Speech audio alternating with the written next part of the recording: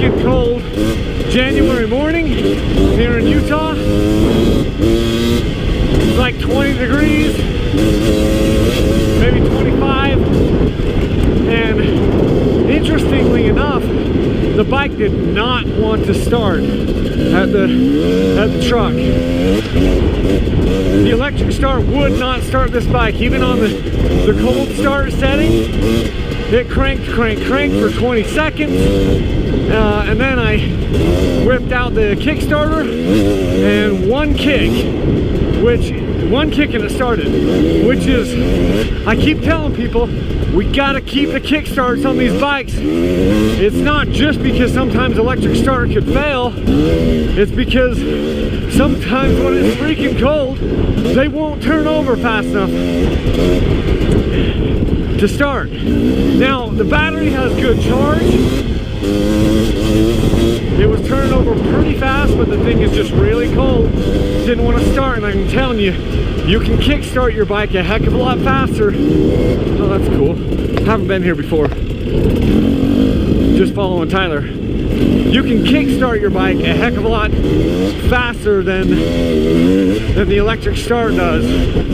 You know, I was just thinking as we were coming over here that this bike runs so bloody clean that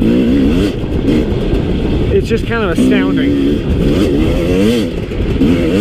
And I haven't ridden my carbureted bikes since I've been riding this and the KTM. So both the fuel injected bikes that I've got, I've just been riding them a little bit.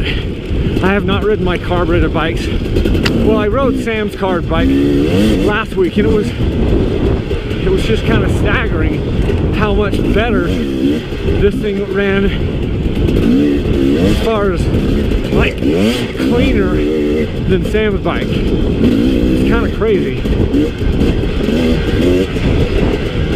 I think for so many people, they're just this is gonna be their first experience of a two-stroke running clean. And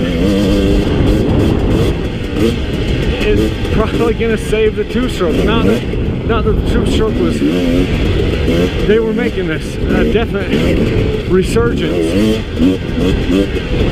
anyway, but I think now it's going to be even that much. Oh my goodness, these whoops are spaced apart. Really funny. Now it's going to be even better of a resurgence. You get the EFI, and I get that it comes with some costs, makes the bikes heavier, makes them more complex, makes them more expensive, but it also makes the things run like freaking nuts.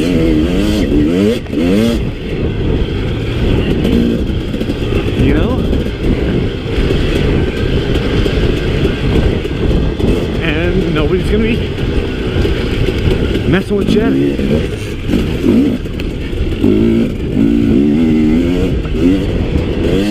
Riding a two-stroke will be the exact same ease as riding the four-stroke, because you're not mixing the fuel, you're not messing with jetting.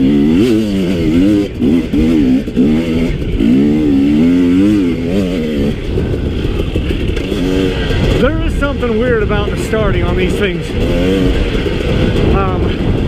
They have to crank. The motor has to crank more on this guy than it does a carbureted bike, especially if you hit the kill switch, because this one has a switch, not a button. But if you leave the kill switch off, which I do half the time, and then try to start it, it will make one pop to fire, and then it dies. And then it takes takes like 2 full seconds of cranking to start again after you've done that. It's just kind of weird. The other thing is, and I mentioned it before, the kill switch, there's a delay on it. Same thing with the KTM. So this is a switch versus the KTMs have a button, right? But there's like a delay. You always have to have this thing, there's always like a half-second delay on this. But every once in a while, it'll take like 5 seconds to stop.